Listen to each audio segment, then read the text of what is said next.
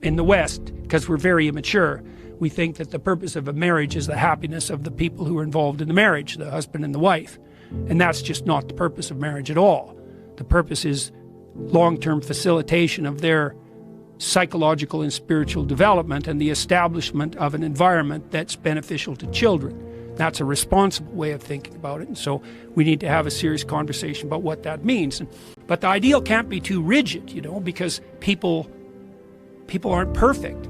You know, in my own family, there's lots of people who are divorced. Lots of people, in lots of people's families, there are people who are gay. You know, there are lots of people in unhappy marriages. Nobody attains the ideal. The ideal has to be surrounded by a fringe of tolerance, but that doesn't mean you sacrifice the ideal. And the ideal has to be, well, we know there's a literature on fatherlessness. You know, it's a bloody catastrophe, fatherlessness. For obvious reasons. Children are complicated.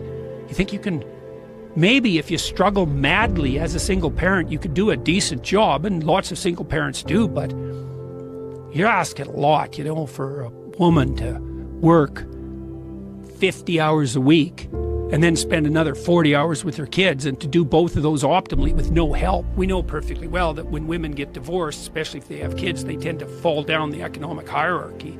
So it's very difficult. It's pretty clear that we have to live inside a story. And one story is power rules everything. That's not a very good story.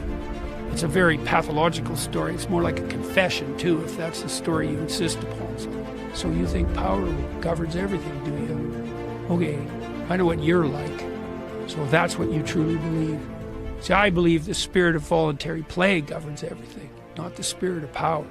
It's like voluntary association. That's what we're doing in this conversation. You know, we're playing towards an end, and we're doing it voluntarily, and we're taking everybody along for the ride. No one's forced to do it. So that's the other thing. No compulsion here. It's got to be invitation.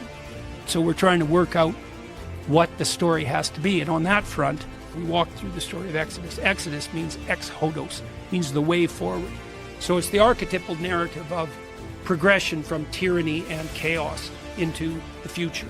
So the question that you put forward in your life is something like, what spirit should guide you as you move ahead? And you might say, well, I don't need a spirit to guide me. It's like, yeah, you don't have that option. Some spirit guides you. It might be your stomach. You might be a worshiper of the god Priapus, right? He's the god of giant erections. That's what happens if your whole identity is staked on your sexuality. Some spirit is going to guide you. That's life.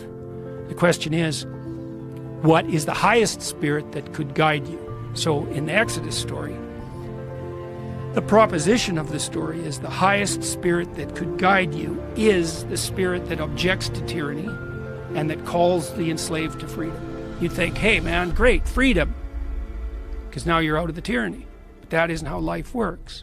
This is why people won't drop their tyrannical presuppositions, because you go out of the tyranny into the desert, not to the promised land. Desert first.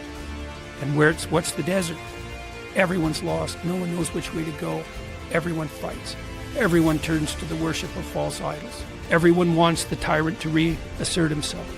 That's the situation we're in. So why do people cling to their own tyrannical presuppositions? And the answer is, well, at least they're orienting structures, pathological as they might be. If you drop them, you're not redeemed, you're just lost. And the idea that being lost is freedom, that's a preposterous idea. No one lost is free. They're just enveloped in chaos.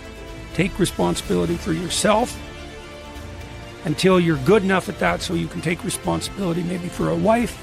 And then if you're good enough at that, maybe you can extend that to some kids. And then maybe you can serve your local community.